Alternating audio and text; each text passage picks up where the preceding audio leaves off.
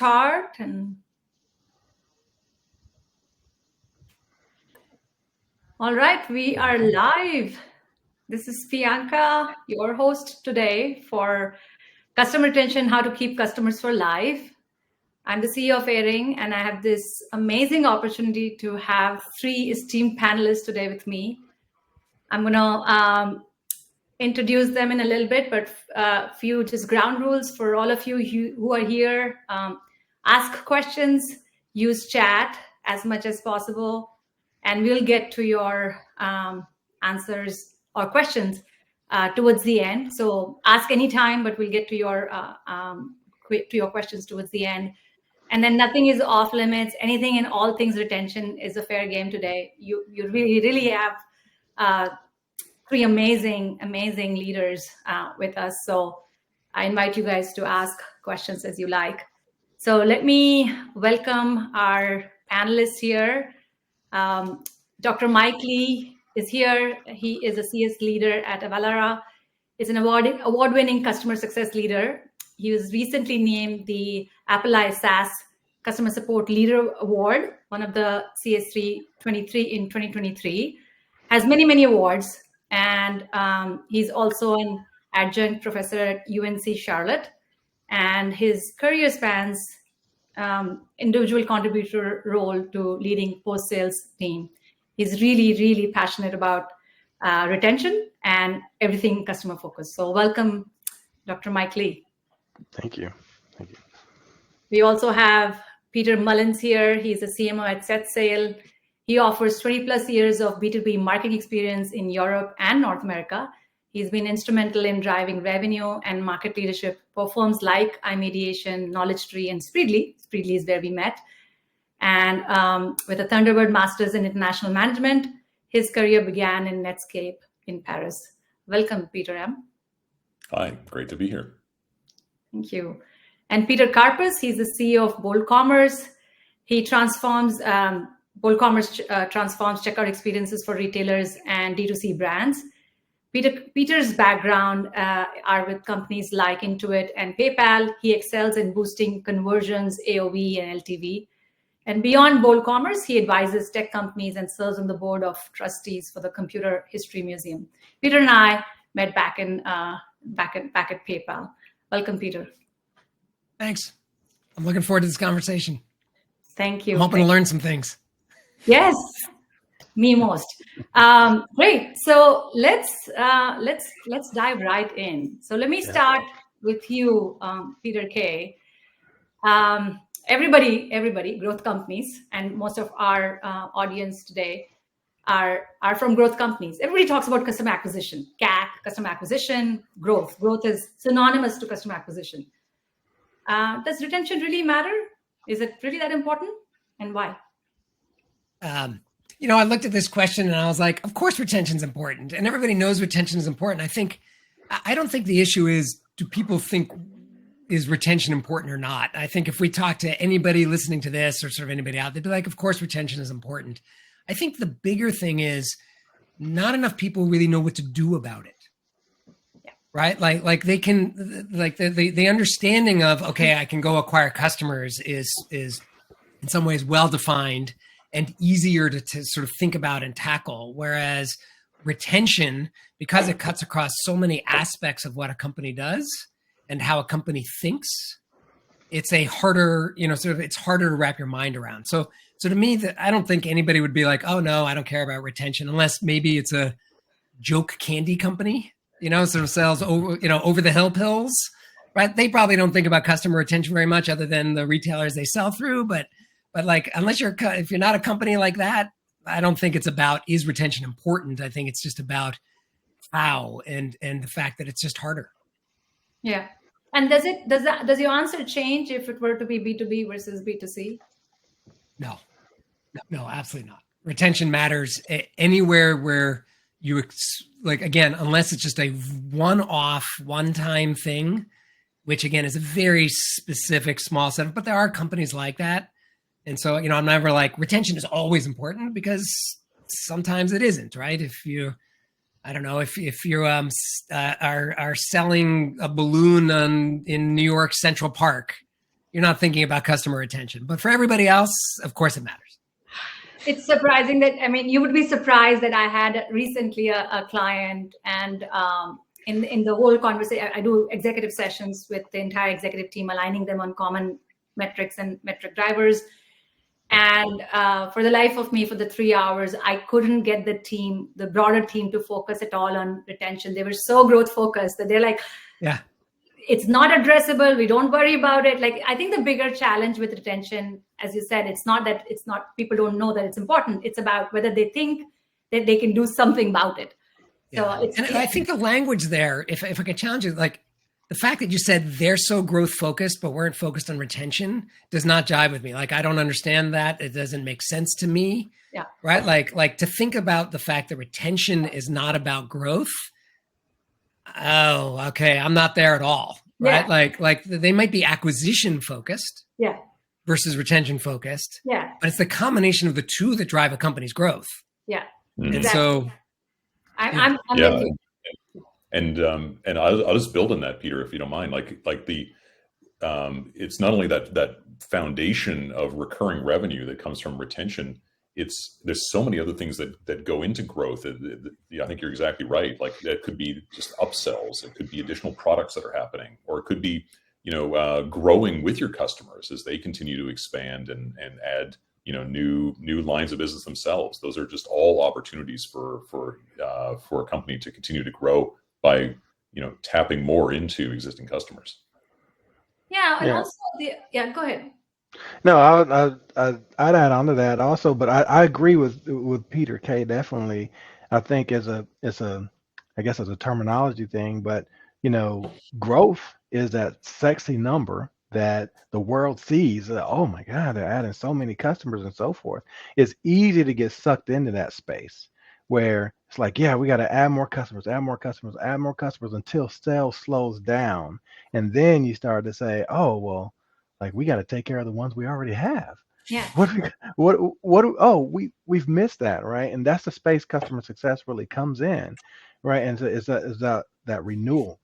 And so, I know we're going to talk about some things later, but I always equate it to this. Like, if you have a bucket and there's a hole at the bottom, you can keep filling it up with water, right? And you can put more and more water in there, but as long as there's a leaky bottom, it's, you're never really going to fill up that bucket, right? And so it's about at least slowing down that hole, making the hole smaller. Churn is inevitable, but it's about how we deal with that. So yes, retention is extremely important for anyone, right? And I think everybody understands that. I just don't think it is that sexy thing to talk about, on TV and things. Exactly. So Mike, how do you think about retention versus those for different, does retention have different stages? Is it, people we have just acquired last month, last year, in between? Do we need to think about retention differently basis how we have acquired customers? Are there different stages of retention? Oh, absolutely. I don't know if we have to think about them differently, but as soon as they sign that contract, your road to renewal starts. Right? What happens right after that contract is signed, or whenever the purchase happens, or they become a customer, whatever happens after that has to do with their renewal, no matter how far it is out. If it's 1 year, 1 month, 3 years, something has to happen so they can say, look, we love this product. This has changed my life. I'm okay with renewing another year. I'm okay with purchasing another month, being charged for another month. The timetables change, but the intensity of what you have to do is the same. You have a year or a month or 3 years to show that value. And if whatever they sign for, whatever amount they sign for, if they don't see that amount of value by the time it comes to pay again, a month, year, 3 years, whatever, then that renewal is at risk. Yeah. Because they don't see what their money's worth for. Yeah, and the world we live in, it's monthly. It's SaaS business. It's That's monthly. right. That's right. It's not. There's no road to renewal. That's right. Constant. Exactly. Like, you have to prove your value on a daily basis. That's right. Absolutely. I'm on the other side a lot, where I'm subscribing to a lot of different services as a marketer, and it's incredible how frequently I'll get the customer service person will pop up 30 days before renewal. Mhm. And that's the first conversation I've had with them, that they weren't focused on my success from the very beginning. It's only right when the renewal is about to happen that they jump in. And that's just too late. I think Mike is exactly right. Like from the moment where the contract's signed, even before, you need to be onboarding these people successfully so that they feel the value and they can, and almost as importantly, they can communicate the value internally to their CFO or to other stakeholders. Yeah. Correct. Yeah, and this question back to you, Peter K. And as I think of my journey, like let's say, and I'm thinking more from B2C perspective, I get a new app. I still don't know the app. I paid $39.99 for it, whatever.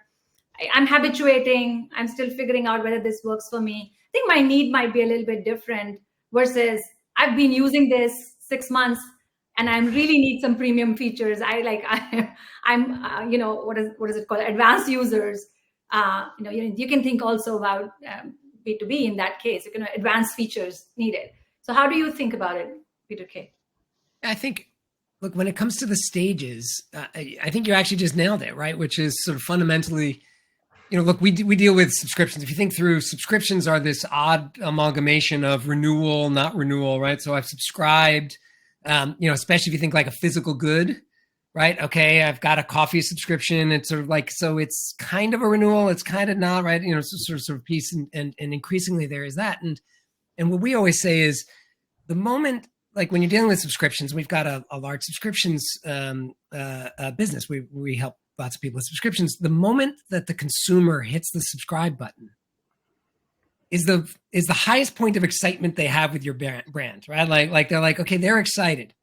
And if you're shipping them something, let's just say it's a physical sort of good and you're shipping them something, let's say it's going to take 7 days for it to arrive.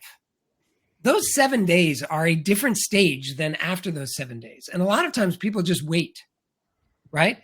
But how you handle those 7 days. So I can give you sort of like 2 examples of somebody who I think did it really well and somebody who I think did it very poorly. I'll start with the poorly one just because it's sort of fun to pile on, which was they kept trying to sell me more of the same thing before I had received the first thing. Yeah. So I ordered glasses from an online company and they kept trying to sell me more glasses. And I hadn't even received, right? Like sort of like the first pair of glasses. And all it did was get me angry. Mm-hmm. Right? Because I'm like, sort of first you're trying to, and you're giving me promotions. Does that mean I could have gotten those glasses cheaper? Yeah. Right? Like, sort of like all sorts, sorts of things. On the contrast, imagine you're like there was a company who's selling sort of a food. And what they could do is on day 1, they can be like, okay, here's what's interesting about what you're doing. On day 2, here's a video for how to prep it. On day 3, and it's all about when it actually arrives. Yeah. Right? You're going to create. Now, again, they've already sold you the goods. So this is fundamentally the way sort of both Mike and Peter M have been sort of talking about, right? Which is you're starting retention day 1. But then once it arrives and they've used it, then you have to sort of think through, now it's a different stage. And so I think there very much are stages of it, but a lot of it is just understanding the consumer journey, right? Nothing replaces understanding the consumer journey. Yeah. And so it'll differ by business. Yeah. But I think thinking about it in terms of stages makes a lot of sense. Yeah. Makes sense to me. And again, I think what you alluded to is your unique customer journey.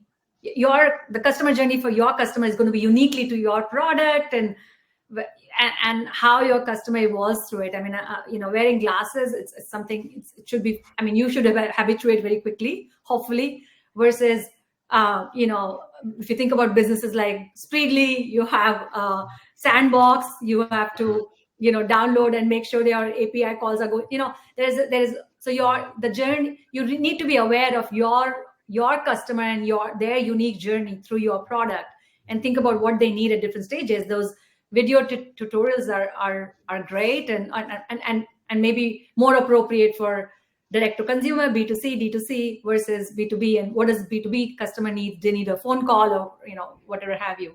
So on that line, and we're going to talk about churn fairly quickly, but before churn, engagement.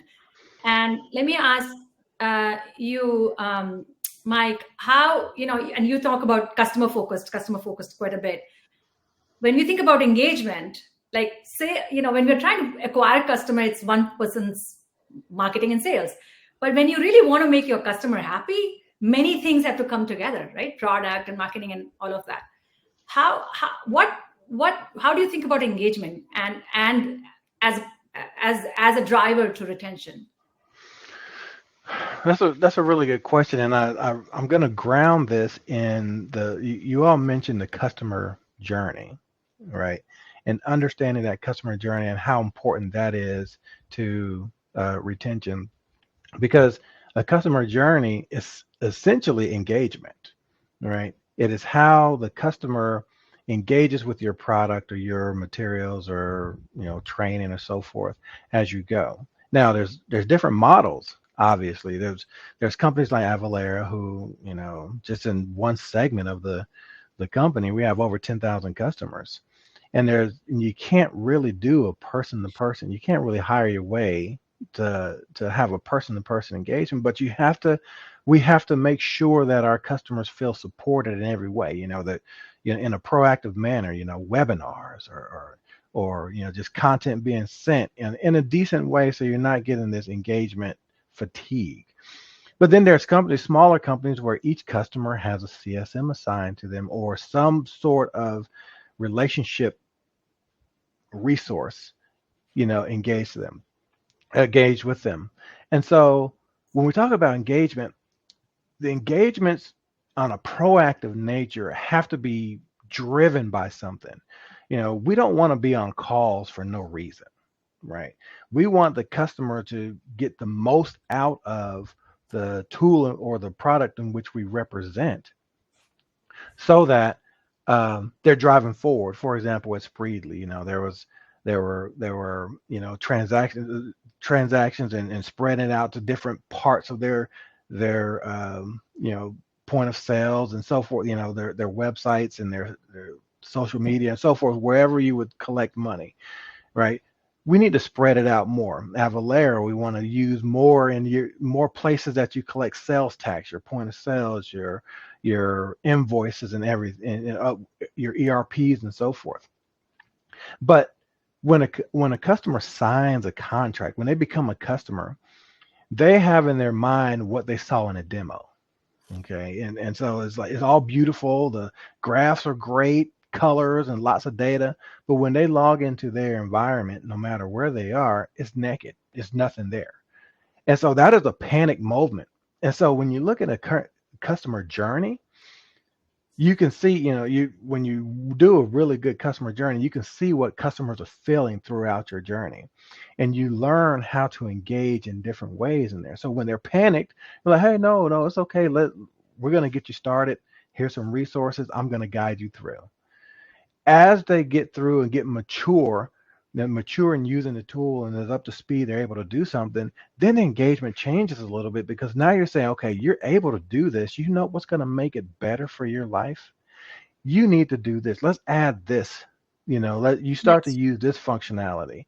Or you really, if you need to reach this goal, you need to add this feature or functionality, right? But as long as they find that value in what they've already purchased, then you can start talking about them purchasing more. And if they're purchasing more, they are renewing. You're retaining that customer. They're not going to buy new stuff if they don't plan on staying with you. Yeah. So it's about really engaging, finding out how to engage based on your customer journey at each step, because now you already know proactively how a customer is going to come into that conversation. If they're going to be angry, if they're going to be a little worried, if they're going to be happy, you engage differently to make sure that they're headed in the right path that as the resource that they need to go. And this brings out a very important point. You can only manage what you can measure. So that's right. That means they are measuring people, I'm having trouble. How do you measure that? So they are measuring some ways through whether it's your product interaction or through your clicks or through the time spent on your product or MAUDA, whatever those metrics are of engagement. You're measuring that at different stages, so you really know how people are people able to get the value that they have come here for. Anything you want to add, Peter K? I think I saw some. I was just. I actually took some notes. I was like, sort of engagement on a proactive basis has to be driven by something, I really like Yeah. that quote, right? Like it has, like there, meaning it isn't just let me check in, how are things? You can do that every once in a while, but fundamentally be like, I'm good. Let me get back to my work, right? And but like when it's driven by something, I just thought that was really well said. Yeah, yeah. That there is something there is something unique, and that brings me, Peter M. When you talk about, and SetSail, as I understand, is all about prospect research, but basically research about your customers as well to understand, how and what's going on with them really on a day-to-day basis. And you were also talking about, it really starts day one as soon as they come in. The example you pointed out, like 30 seconds before my renewal. Right, exactly. How do you think about engagement, or what is the right mix of that? Yeah, there's just a whole bunch of different interesting ideas that come out of this discussion. So so at SetSail, what we're doing is we're capturing interactions between reps or CSMs or others with their prospects through calls and emails and the like. And so what that's really exposed to me is just how important it is to, before you get to the sale, before the sale has happened, how all those interactions with an account exec, if it's an enterprise sale, or all the interactions with your product, if it's more product-led growth or a B2B motion, all those interactions are super important because, like Mike was saying, the expectation needs to be met when the close happens. And so the demo looks great, the conversation, the AE has promised something that's going to be fantastic, but then when it actually arrives on the doorstep, when Peter's glasses arrive at the door, are they what was expected?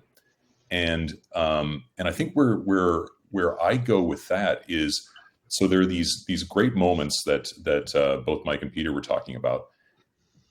When you look at that customer journey, I think what you need to do is you need to start then saying, well, what are the wow moments? Like, what are the moments where you're going to impress people? Sometimes it's one wow moment. Sometimes it's many. So like, I don't know, like a subscription meal service. There's a wow moment when it arrives and you open it up and it's like, holy cow, look at all this food in here. It's incredible. It's all, neatly packed. And there's a wow moment when you cook it and just how easy it is to cook. And there's a wow moment when you serve it and you get to experience that with your friends and family. And so same with a B2B software, there's a moment when, you perhaps are trialing it in a PLG, product-led growth method, where, you're just starting up and you see that it can solve a particular problem of yours. And then you start rolling it out to the rest of your team on a trial basis. You just have to start thinking about what are these stages and what are the wows, the moments of engagement throughout that life cycle, so that you can really be marketing to that, so that people know that they've achieved something and that they're willing to communicate that to their peers. So that brings me to an interesting aspect. We've all talked or heard about brand, such loyal customers. They are brand ambassadors and so on. And I'm connecting it back to the wow moment. Is the expectation that every customer of yours is going to experience that moment as a wow, or are there certain? And my hypothesis here is a lot of wow moments make a brand ambassador or loyal for life, customer for life. First of all, is that true? Secondly, are there kinds of customers who can be wowed, and can be there are kinds of people who will be a brand ambassador, and there are others who you can do whatever they're, you can never wow them, or at least they won't be for life. How do you think about it? I think you're right. There are going to be different people that are just more likely to share their experiences, share those wow moments, whether it's publicly or whether that's internally, to try and, internally within the organization to try and to help you get more going. But even if they're not promoting you, they're detracting from you. If they potentially could be detracting from you, right? So, so getting them on side still is important, even if they're not out there, singing your praises from the rooftops. What is realistic in terms of if I, as a CXO of a startup, and I'm really building, I'm a product person, I'm building these experiences, wow experiences, and I'm also taking customer feedback, and I'm seeing whether I'm hitting the mark or not. What, in your guys' experience, collective experience, what percentage of customers can be wowed? Even like I have X% wow, I think we're doing good. Is there? Well, it's kind of hard to put a percentage, I think, on it. You definitely want to, obviously, you want everybody to be happy. Yeah, wild or so forth. There's a difference between happy and wild. Wowed um, there. And so, like, in marketing, you would say, wow moments. In customer success, we say moments of truth. And that's where value is kind of realized in different places, right? But I think when you're talking about someone who will, outside of your presence, say, you should really try SetSail, or you should really try Avalara, or whoever it is, that person gets to that place because something drastically changed in their life for the better. And that's what that customer, that brand ambassador or product ambassador comes from. I look at Avalara and I look at, part of the training we have here at Avalara is having to manually calculate sales tax for products like a customer would. You have to go to the state Department of Revenue, look it up, for the different product. Is it taxable? Is not taxable in this county? Where does the person live? Look at the address, all that kind of thing. It is painful. It is painful. And they do that on purpose in the training. So then you do it in Avalara and it's a click of a button. And then you get this light bulb moment. You say, well, that's what our customers are experiencing. They no longer have to do that manually to select the sales tax.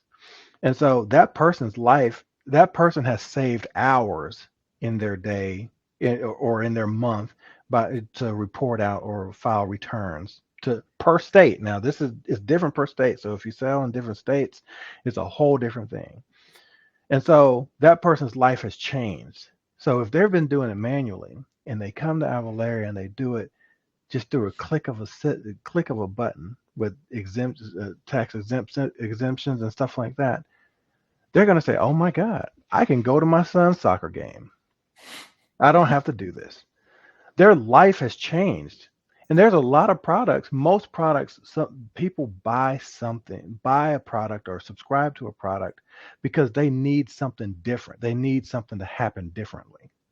And if that's your value proposition, if you can sell that value proposition to that particular persona and do it and deliver it, that's how you develop a brand ambassador, is because their life has changed and they're going to go tell the world about it. They're going to go tell the networking events and the other, like the conferences and everything. They're going to tell about it because their life has changed. And that's how we have to do that. It comes through marketing, it comes through CS, through product, everybody working together there and that customer who tells other people about you, they're gonna continue to subscribe. You've retained them. Yeah. So yeah. I think, Bianca, one thing I would add on top of all that is it's not just about value. It's about perceived value. Yeah. Wow. Right? Oh, that's great. That is great. And I think, it behooves us to sort of talk about that. And the example I always use for there is Netflix. If you think about the value, just the straight up value of Netflix, what it would cost to rent or buy all of the shows on Netflix. Yeah. Right?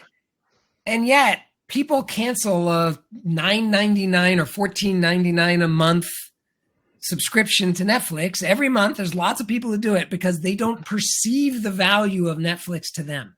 Right. And I think, sort of this is why sort of retention can be hard, is because companies are like, I delivered all this amazing tax time savings and less errors. You didn't even talk about less errors, but I know that Avalara makes, sort of less errors and so all this other value. But if people don't perceive that value, right, they will leave. Right. And even if it's bad for them. Mm-hmm. And so I think there's like an entire avenue of retention, which is around helping people perceive the value they're actually getting. And I think those are both great points, combining them together. And I'll add one more train on or carriage onto the end of that train, if you don't mind, which is taking that perceived value and enabling your champion or your buyer to communicate that perception of value. Because, like, for instance, let's start in a B2C environment to continue your Netflix example, Peter. Like, let's say that it's a household, and there's two members of the household. One loves that Netflix, and one's trying to save some money. And if the person can't effectively communicate what that perceived value is to their partner, it's going to be a tough sell. And similarly, on a B2B level, if I've got a great piece of software that I'm pretty convinced adds value, but I can't put a number on it, I can't communicate really succinctly what the value is. If I look back on the 12 months and I got to get positive vibes, the CFO is going to tear me apart. How on earth can I go in front of a budget presentation and justify this if I not only can't see the value, but can't communicate it effectively internally? I want to connect back to Peter K. This is a great point, Peter M. But how do you increase perceived value versus real value? I mean, real value is something you deliver. Like to Mike's point, we make sales tax 2 minutes versus 2 hours job. That's a value. How do you improve perceived value? And I think a lot of it depends on sort of the customer and the product, but education is a classic one. Yeah. Right. Like, so just a couple examples. Let's say I buy a piece of organic produce in Safeway, or I buy a piece of organic produce from the actual farmer at a farmer's market. I live in California. We can talk about farmers markets. Right. And so, the perceived value to me of knowing, especially if they're like, this is how we grew it. This is where my farm is. You can come to my farm. It's the same product, right? Fundamentally, tomato, the two tomatoes, maybe they're different. You could argue, okay, but like it's roughly the same. But knowing the story behind this farmer increases the sense of value I have and the pleasure I get when both buying it and then sort of eating it. And there's lots of examples of, okay, if I understand what went into this, that's right, and a completely different example. Every once in a while, I'll be in a product and be like, you saved 3 hours and 26 minutes using our product. Yeah. Right? Where they actually show the value in a different way. Right? And sometimes that's effective and sometimes it's not. But sometimes people have just been like, oh, I saw this online, I'm going to go do this. And they didn't actually connect it to like the actual customer journey. But, frequently it can be sort of like, I was like, oh, I never really thought about it that way. And so education, not just, I'm going to sit down and educate you, but like, sort of a mind once expanded never regains its original dimensions. Yeah. If you can expand the mind just a little bit, then get you to think about you a little bit differently, they can see value differently. That's just a couple examples. Yeah, positive reinforcement in what is called learning in LMS term in learning. That's great. I want to go back to you, Peter M, on budgeting. Mm-hmm. I have a favorite story actually with Peter Karpas. There was in the history of, so when I was at PayPal North America is when Peter K was hired in North America. So there was a pre-Peter K period and this is my favorite story I often tell to executives, and pre-Peter K and post-Peter K. So what happened before Peter K joined North America, a lot of money was being spent by marketing department, and me as a head of analytics was my calendar. I never saw marketing people in my calendar. So there was a lot of work and it was business as usual, like percentage of budget being spent this way, that way, that way. Here comes Peter Karpas, and I believe what you did, Peter, was zero-based budgeting. But what happened as a result of it was there was a beeline outside my cube, and my calendar got filled by marketing people. And I think what happened was Peter said, no money, zero money until you show me the ROI for the effort. So, top buyer, you guys have been spending maybe 100K per quarter, but zero this quarter, unless you tell me or show me how you get value out of it, which was a game changer for North America. I hope I'm not butchering the story. This is my perception, Peter. So I'm sorry. Thank you. I didn't know that, Bianca, and I'm like, now I'm going to look at the timestamp and have my parents come watch like the last 60 seconds of this. No, it was phenomenal. I can't tell you. I was so happy because previous to that, I was trying to get their attention. After that, they were trying to get my attention. I felt really special. So you elevated my role, and then I could drive. But really, to me, it was like the same marketing people, they did not get educated. Nothing changed. What changed was the leader, and what changed was the budgeting. So as we think about budgeting, acquisition efforts always get budgets because, hey, listen, I'm going to spend this much in Google ads or whatever. This is what is going to go into my partnership or whatever else. Retention. How do you think about budgeting when you think about retention vis-a-vis, acquisition? And is there a rule of thumb? I'll start with you, Peter M., and then I want to go around the table. Yeah, I think that, so it's less of a rule of thumb, more of like just a way of operating that I think is important, which is, so speaking as a marketer, I think it's really important to have very close connections and shared goals with your success and your sales partners. So, in a typical flywheel for many companies will have something like a marketing to sales to success back to marketing flywheel type approach. And if you're able to align on what the overarching goals are from a revenue perspective, and then you're able to build out a plan that is able to support that, then I think those kind of conversations become just very natural, because now all three main go-to-market players are on the same page and are able to have good conversation with the CEO and the board about where investments should go. But that depends entirely on being on the same page. So that's I think the first thing I would do. Then retention is not a second-class citizen. It's entirely part of that initial planning process. Got it. And so going to you, Mike, is there a certain way you think about budgeting?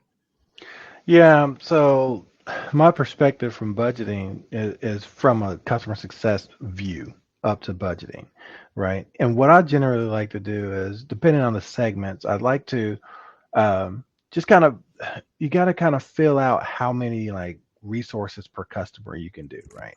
And so you kind of budget based on what retention looks like in the books of business and the segments, what engagement looks like.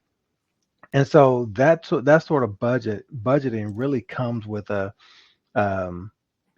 as the customer base grows, as new customers come in and we continue to retain the customers, your churn, the churn is both customers coming in and customers going out. The actual rate itself, when you get a hold of that and you understand that, you can budget better for what it means for retention. What do we need to do to retain someone? Now, it's always cheaper to retain a customer than it is to acquire a new customer. I think that's pretty well known across the board. But you have to make sure that your practices like upsells, cross sells, uplifts, things like that are also countered in, as far as your that'd be NRR, the NRR part of it. So budgeting really comes from what it takes to overall retain our customer base and what we're trying to do. So that's how I look at it. I look at it more from a receiving point than the forecasting point side. Got it. Peter K., did you have anything to add? Nothing particular. Look, I like to make money while making customers ridiculously happy, right? And so fundamentally to me, it's if I can put some budget money here and it's going to make me more money on the back end and make customers ridiculously happy, I'll go spend it. Yeah. Right? And if I can make, sort of, I'm going to invest money over here on acquisition so I can get some customers and make them ridiculously happy, I'll go spend it. Right. And so a lot of this just is a matter of, sort of going back, I guess, to your original story, which is just, do you know how you're doing? Yeah. Right. And sometimes everybody sort of talks about ROI and it can be hard to measure and sort of like hard to get at. Yeah. And so I sort of like bring it back up to just like, how are we doing against what we think is important? And that's what we should be investing against, both talent and dollars. Right. Yeah. And so, but if you can get to ROI, absolutely. But if you have no idea how you're doing, if you have no idea on ROI, well, then, yeah, you shouldn't get budget. Right? Yeah. Exactly. And they got none until they proved it. So that brings me to a topic I've been kind of skirting around, churn. Let's talk about churn. Any specific strategies to address churn? What has worked? What doesn't work? Anything interesting you guys have found as I'm sure each one of you have looked at churn and trying to reduce churn and, and address it? Maybe we start with you, Peter K.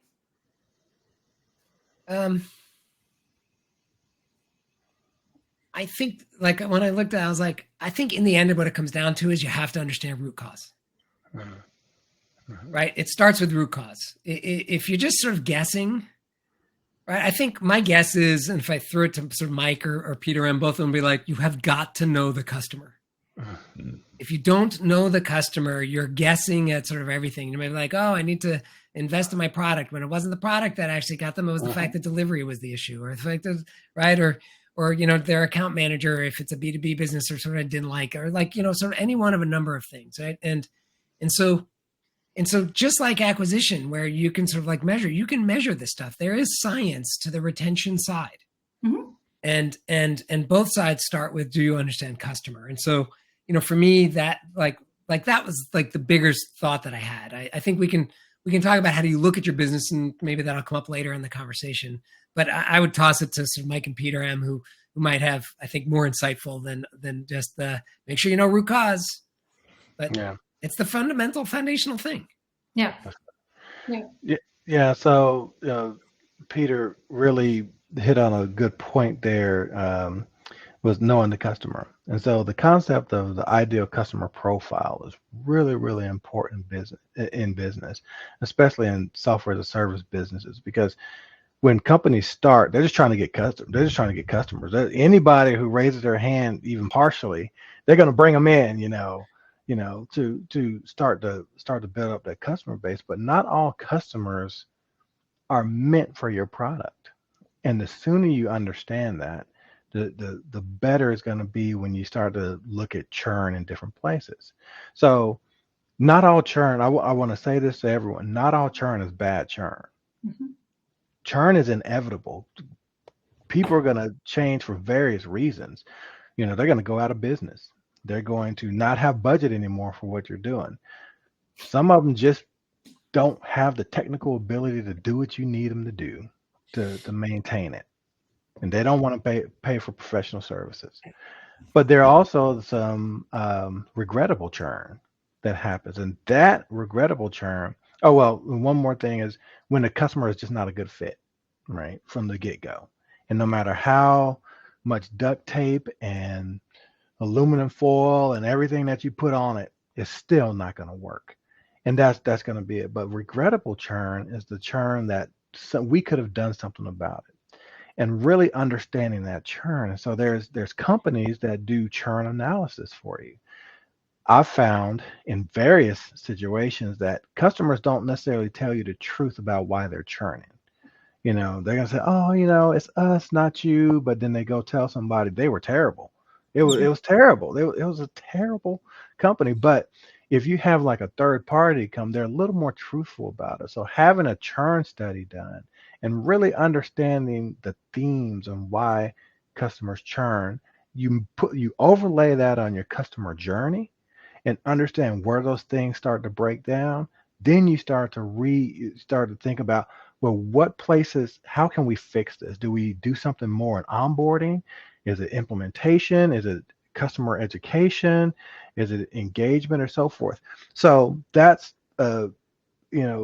so just know that not all churn is bad, but there are things we can do to affect that. But you really have to understand, like Peter said, understand your customers and understand why they're leaving. Yeah. Try to find out why they're leaving. Yeah, and we got to do that with Spreedly.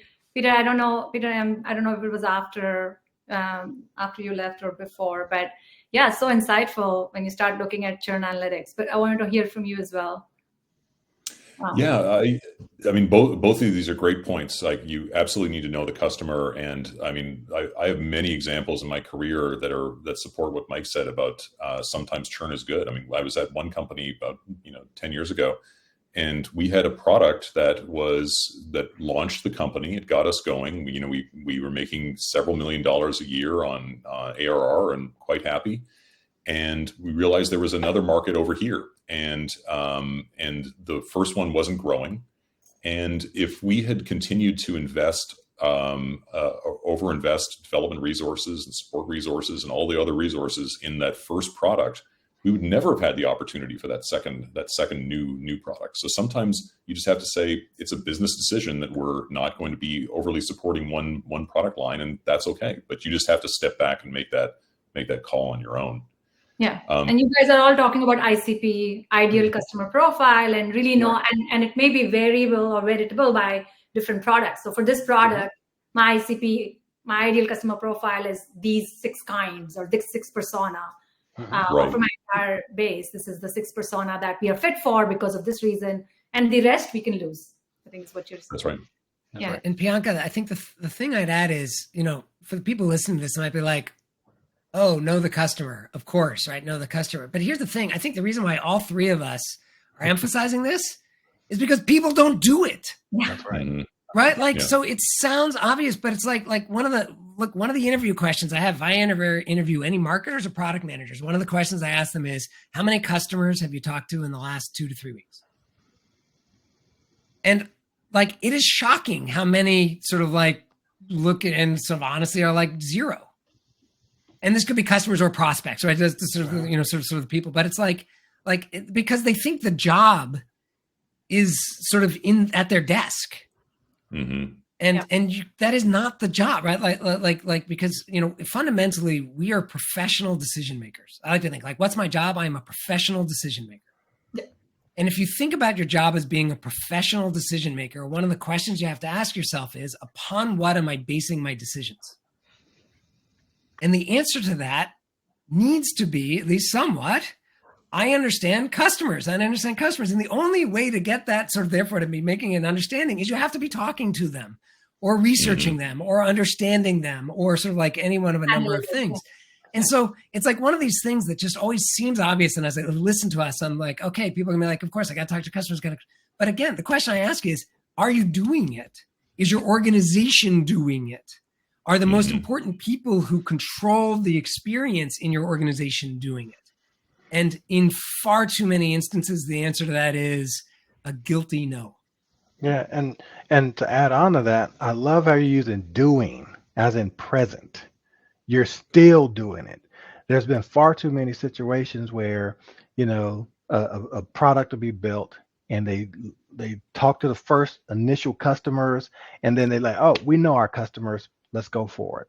But each iteration of your product, your customer's going to change a little bit. Yeah. Your customer base is going to change a little bit. So you're down the road 2-3 years, you have a completely different ICP. Yeah. It could be, or not, maybe not completely different, but a slightly different ICP. You have a new set of customers. You have to continue to be out there, continue to talk. And that's why I just wanted to lift up you saying doing. Are you doing it like right now? Like not have you done it, right? Yeah. It's are you doing it? Yeah. That's important. That's an important piece right there. That's a really good point. I think all 3 of you are unanimously saying know your customers. And there are various ways of knowing customers. One is obviously talking to them, and that's a call that you'll get. The other one is also seeing what they are doing, how they are behaving in your systems. You're tracking those clicks and those behaviors and that experience, because their behavior is far more, what they do is going to be far more important than what they say in your survey when they are exiting or even when they are in between. What they say versus what they do, they do in your system, using your product is going to be far more telling. And being able to do analytics, the world of data is endless, so you can't do, everything is nice to know, but what really is critical for you to know to make that decision, like Peter K., you were talking about what are you going to base your decisions on? If I'm a professional decision maker, that's going to be based on what I know about my customers through these different methods. So that brings me to one more point along this journey of you acquired the customer, you engaged them, you delighted them, you retained them, and then somewhere along the line you are upselling or uplifting, as you were saying. So how do you guys think about upselling? I know, Peter M., this is a very important topic for you. You and I have talked about it. How do you get more out of the same customer? by delighting them obviously with their base product. Like, let me just be happy with my first pair of glasses, and then I can build on Right. more. How do you think about it? Yeah, so I think so. I've mentioned two things as collectively. One of them was the delight, and making sure that people know that wow, and that they're able to then communicate that wow to others. But there's one thing that I as a marketer, it'd be marketing malpractice if I didn't bring this up, which is the idea of there being like a meta trend or sort of mission that you're part of. And you see this increasingly with a lot, especially B2B companies now, where brand is extremely important. And you certainly see that from a consumer perspective. I mean, Apple is probably the most obvious one. But the more that you can be establishing that there is this mega trend that's happening, and smart people that are ahead of the curve are part of that trend.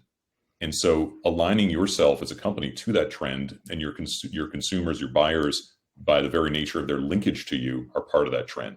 I think about companies like HubSpot. So, their marketing automation platform, they started the movement of the inbound marketing.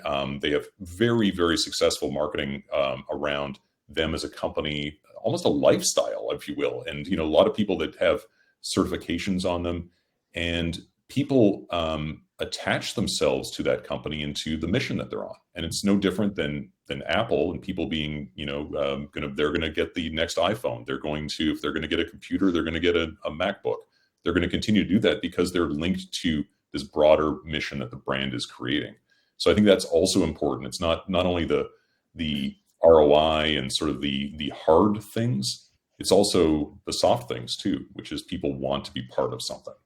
So what you're saying is, as a business owner, as executives in business, we are thinking from our side of, listen, can we increase the basket size? Can we increase the CLV for our customer? What you are inviting us to think about is think from the other side. It's about brand loyalty, because the customers who continue to grow with you are loyal. And right. The way they think about Apple, I mean, but it almost seems like it's an impossible task. Like, and all marketers give the example of Apple, and it feels like for me, as I go through my own journey and growing Earring, when I think about that kind of brand affinity, gosh, doesn't seem achievable for most common. Yeah, I think it's a good question, and I don't think Apple is an exclusive example. Like, I think that there are a lot of B2B software companies, just as sort of in my space, where you have people that are certifying on Avalara, for instance. You have people that are there. Actually, just speaking of HubSpot, there was the SVP of marketing at HubSpot had a great way of looking at this. It's that it wasn't that they're selling software; they're selling career development for their buyers, which is to say, they make their buyers winners. And I love that idea that, and so it's not just Apple, it's almost any company can do this, where they're having certification programs, they're having appreciation in some fashion, just small things to big things that are helping them to advance their career by looking smart, being effective. And anyone can do that. It doesn't need to be, a $1 trillion company like an Apple. Anyone can do that. Oh boy, you all talking my language. My dissertation was on brand. It was brand wonder, and it was really about how to get that attention of customers and keep the attention of customers. So, oh man, you guys are making my heart. I want to read that. Please send me your. I got to read that. For sure. Oh yeah, absolutely. I sure will. As brand wonder is a new concept, but so I think what Peter was saying is spot on, on that space. But what I'm about to speak about is really from the SaaS perspective, right? The software as a service perspective.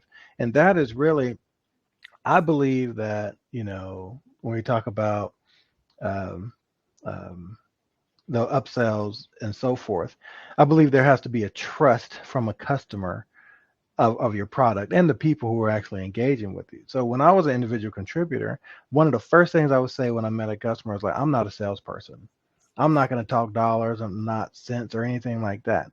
But there's going to be times where I tell you, in order for you to reach this goal, you're going to need this other product or this other thing. And I want you to know, like, I don't get commission on that.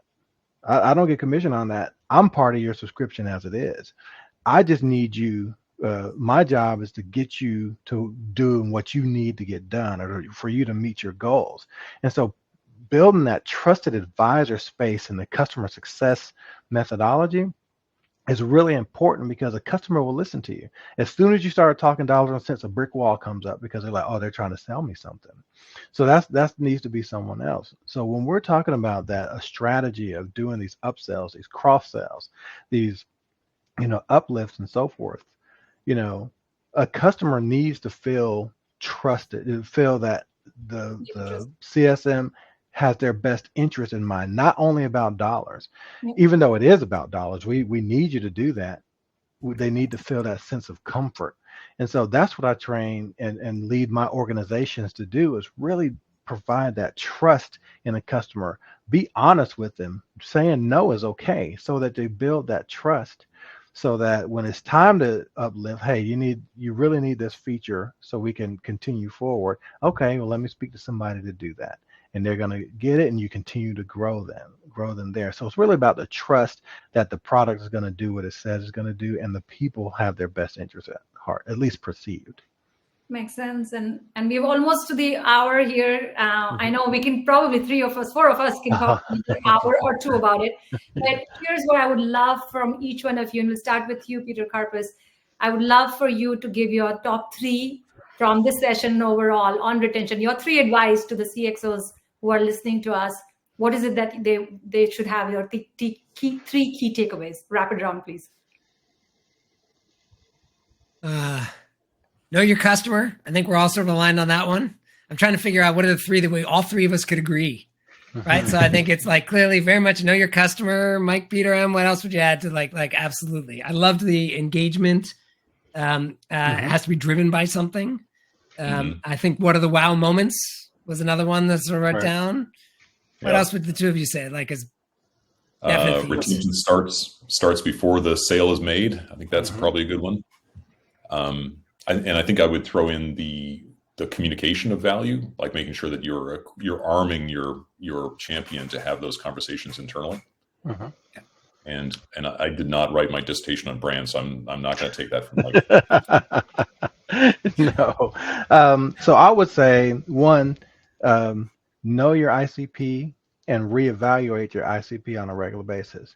I would say know your customer journey and understand where customers are having issues and rectify them there. Understand how you can do that. And 3rd, engage with purpose. Don't engage just to engage. Engage with purpose. Every engagement should have the customer doing something else, something further in their engagement. So make sure your organizations are doing those 3 things, and that's how you increase that retention. And I will kind of sum this up from the analytics perspective, because that's where I sit in mostly, is that, you can only manage what you can measure. So in this journey, whether you are more on the acquisition side, or whether you're in retention, thinking about engagement, thinking about A/B testing your product, what works or what works, what doesn't work, feature optimization, whatever, really give space for time and space for the metrics of importance. And not every metric is important.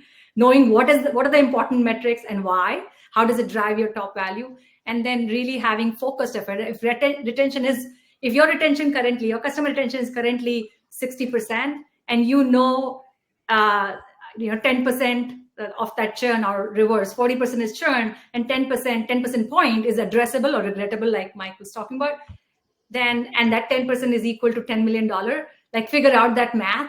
And then you can say, listen, this is worth $10 million for me. I'm ready to invest, time, energy, whether first learning why they are dropping, what's happening, and then how do we change our product by feature, our customer service experience to really drive incremental value. So I would say, go from a data-driven perspective and shake hands with your customer. Know thy customer, I think, is the key takeaway here for me.